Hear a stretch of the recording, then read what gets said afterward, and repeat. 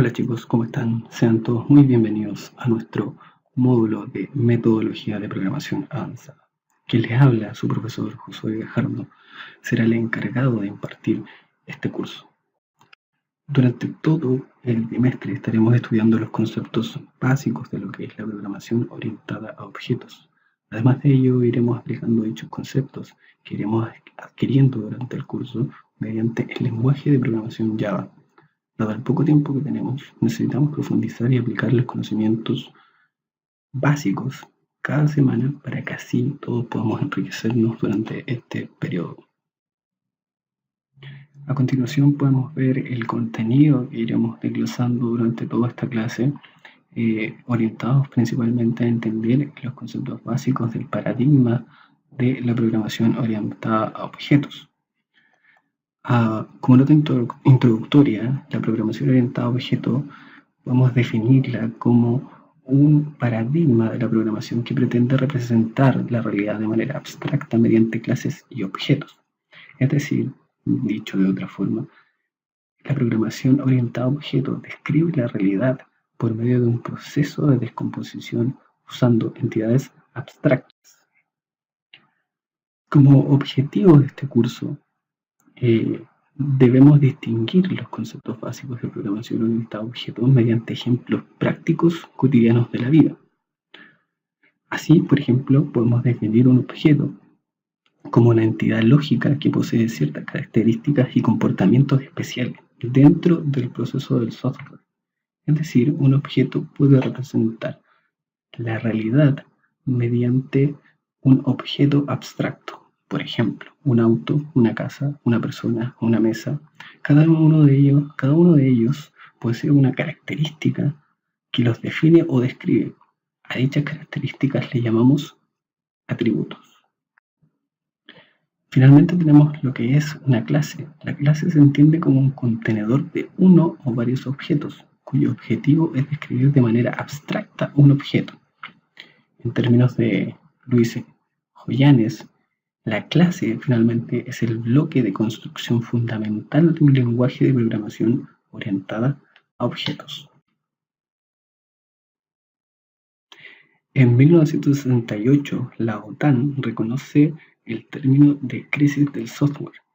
El término crisis del software surge dado que hasta ese momento no se tenía definido un paradigma o unos estándares de programación que crearan un software de calidad.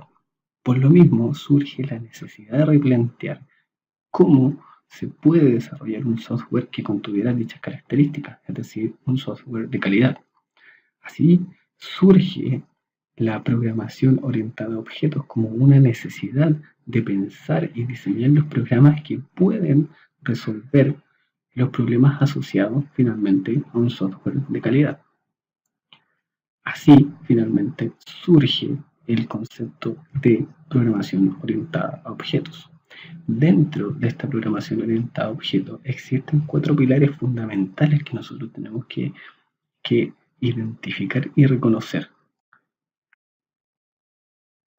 El primero de ellos es la herencia.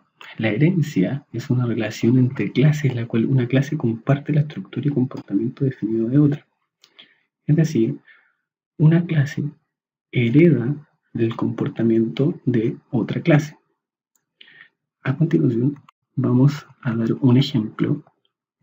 Vamos a crear un proyecto Java. Vamos a definir su nombre como proyecto clases CISA.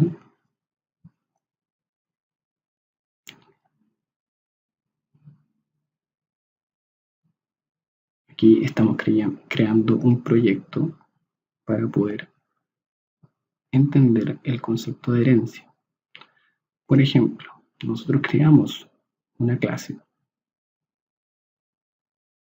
Creamos una clase llamada persona. Esta clase llamada persona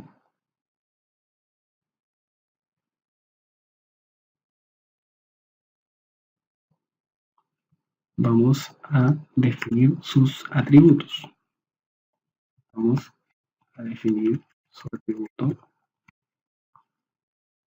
como tipo string, que tendrá un nombre, que tendrá un apellido. Finalmente crearemos un método público donde le pasaremos el nombre como parámetro a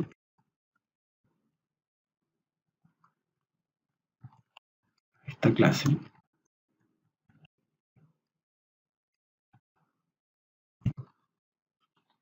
y finalmente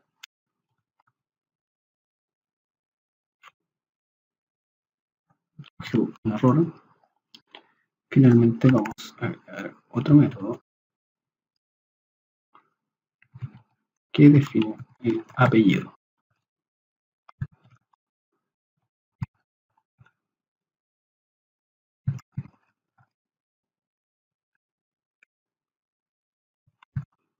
Le decimos que apellido será igual a apellido.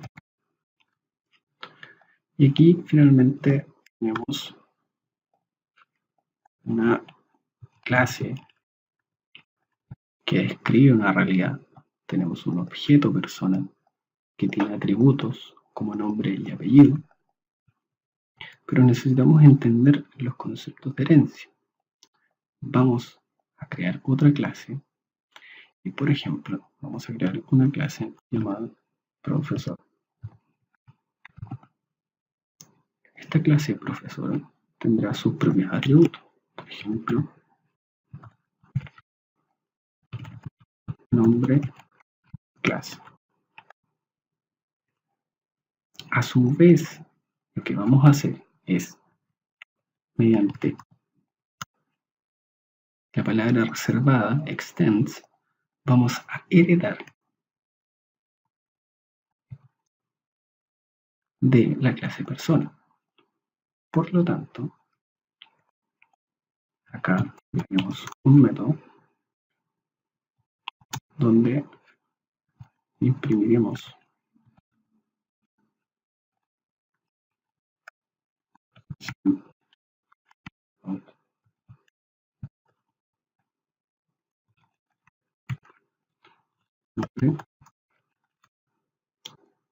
y podemos llamar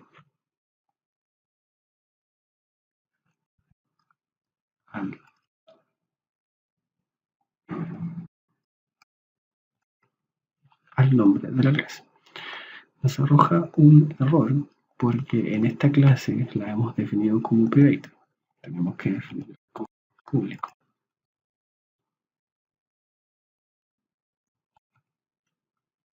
Definimos estas variables como public y ahí nos arroja el siguiente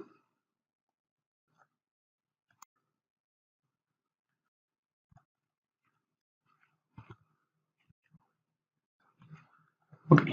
Entonces, después de haber definido como variable pública para que la clase profesor pueda acceder a esos atributos, lo que llamamos finalmente al nombre de la clase, al nombre de la persona dentro de la clase profesor. Es decir, la clase profesor heredará las características de la clase persona. Nombre profesor, acá podemos decir parte clase, nombre de la clase. Finalmente, acá podemos crear un método que setea, que define el nombre de la clase. Le colocamos el mismo nombre para que así podamos llamarla.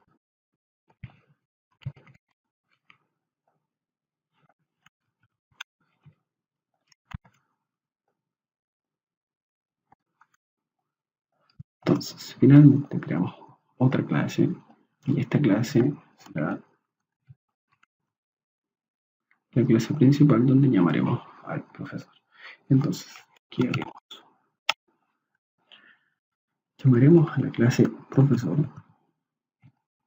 y crearemos el objeto profesor.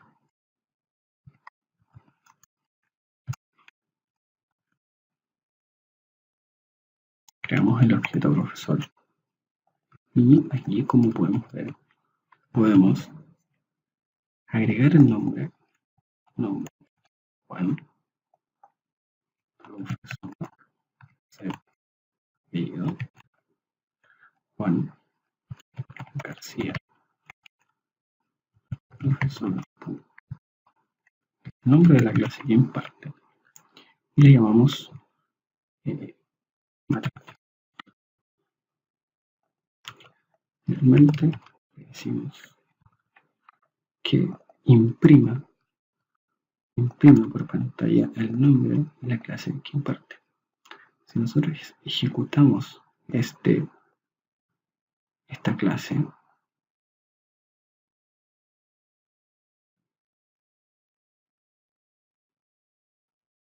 veremos que Juan imparte clase matemática. Es decir, la clase profesor hereda las características de la clase persona.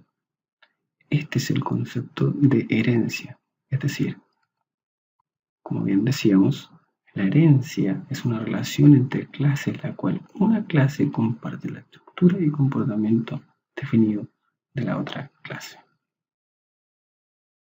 Nuestro segundo pilar fundamental de la programación orientada a objetos es la encapsulación. La encapsulación o encapsulamiento es la propiedad básica de la programación orientada a objetos que permite esconder la información de otros objetos. Es decir, que los atributos propios de un objeto no deben ser visibles desde otros objetos. Es decir, permite abstraer al resto del mundo de la complejidad de la implementación interna. Vamos a ver un ejemplo con la misma clase persona. Aquí nosotros definimos una variable de tipo pública para que la clase profesor pudiera acceder a esta variable que es heredada de la clase persona. Sin embargo, nosotros en esta clase queremos implementar el concepto de encapsulamiento. Para ello, nosotros vamos a esconder los atributos de esta clase que son nombre y apellido. Para ello cambiamos el tipo de acceso y lo colocamos como private.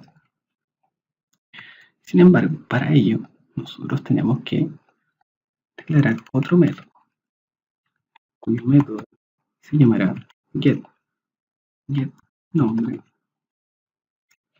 que retornará el nombre de la persona.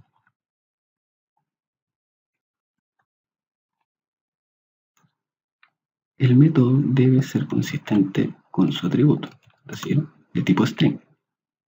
Asimismo, debemos generar un método para el apellido, string getApellido. Le decimos a la clase de persona, a este método en particular, y retorne la variable apellido. Entonces, cuando nosotros creamos este método, le estamos diciendo a esta clase que abstraiga su información personal o los atributos de esta clase. Entonces, ¿cómo llamaremos a esta clase profesor? La llamaremos getNombre. Al llamar a este método, nosotros estamos diciendo que retorne esta variable. Finalmente, cuando nosotros hacemos el set del objeto profesor, le estamos diciendo que esta variable pase y sea asignada a nuestra variable que es de tipo privado. Cuando el proceso se ejecuta, trae finalmente el nombre. A esto se le conoce como encapsulación. Es decir, nosotros ocultamos las características de esta clase, que son nombre y apellido, y la abstraemos de la clase profesor. Sin embargo, nosotros llamamos al método, y este método finalmente traerá la información que nosotros seteamos previamente en esta instancia. A esto se le conoce como encapsulamiento, es decir, la forma de abstraer las características, los atributos de una clase. En tercer lugar, tenemos el concepto de abstracción. ¿Qué es la abstracción? Esta puede considerarse como la forma en que separamos las partes más importantes de un objeto de las que no lo son. Es decir, nos enseña a trabajar solo con lo importante e ignorar lo que no es. Vamos a ver un ejemplo de lo que es finalmente abstracción. Tenemos una clase de tipo abstracta que es un instrumento. Este instrumento posee un método abstracto que se llama tocar. Finalmente tenemos dos clases, una clase guitarra y otra clase piano. Y la clase guitarra extiende o hereda las características del instrumento. Sin embargo, guitarra a su vez es un instrumento. El piano a su vez es un instrumento, pero también toca. Es decir, el instrumento sería nuestra parte abstracta. Es decir, separamos las partes más importantes de las que no lo son. ¿Cómo usamos este concepto dentro de la programación Java? Creamos un objeto de tipo instrumento y creamos un objeto de tipo guitarra. Que le decimos que el instrumento sea de tipo guitarra. Vamos a crear otro objeto también de tipo instrumento, pero esta vez le decimos que nuestro instrumento sea piano. Entonces, cuando nosotros llamamos al método tocar, nos redirige al método abstracto. Sin embargo, como la clase guitarra hereda las características de la clase instrumento, finalmente se imprimirá por pantalla tocar la guitarra. Vamos a ver el ejemplo. Tocar la guitarra. Si nosotros queremos tocar el piano, el proceso imprimirá tocar piano. ¿Por qué? Porque nosotros hemos separado la característica principal que tiene la guitarra y el piano, que finalmente es tocar. Entonces, esta clase abstracta separa las cualidades de la clase guitarra y de la clase piano. Pero la clase guitarra y la clase piano, a su vez, heredan las características de la clase de el instrumento. ¿Por qué? Porque la guitarra es un instrumento y el piano es un instrumento. A esto se le conoce como abstracción. La forma en cómo nosotros abstraemos las características o métodos principales y las separamos por tipos. Por último, tenemos nuestro concepto de polimorfismo, el cual indica que es la propiedad que tienen los objetos de permitir invocar genéricamente un comportamiento. Es decir, yo puedo tener distintos objetos y cada uno de esos objetos comparten el mismo método. Vamos a ver un ejemplo más detallado para poder entender. En este caso tenemos una clase de tipo figura. En esta clase de tipo figura, o llamada figura, la declaramos como una interfaz. ¿Por qué la declaramos como una interfaz? Porque esta clase va a ser implementada por la clase cuadrado. Entonces, cuadrado implementa la clase figura y por lo tanto cuando nosotros llamamos a la clase figura le decimos obtener área. Pero ¿qué área estamos obteniendo? Finalmente la del cuadrado. Y el cuadrado implementa el método que está descrito en la interfaz. Así finalmente cuando nosotros declaramos el objeto de tipo cuadrado, le pasamos por parámetros el lado de tipo 10, el proceso internamente va a calcular el área del cuadrado. Nosotros finalmente podríamos crear una clase llamada triángulo que también implementa la clase figura. Así agregamos el método obtener área. Aquí realmente obtenemos base figura por 2. En este caso nosotros usamos el objeto triángulo, pero le decimos que a su vez implemente el método obtener área. A esto se le conoce como el concepto de polimorfismo, es decir, es el objeto permite invocar genéricamente un comportamiento de cualquier clase.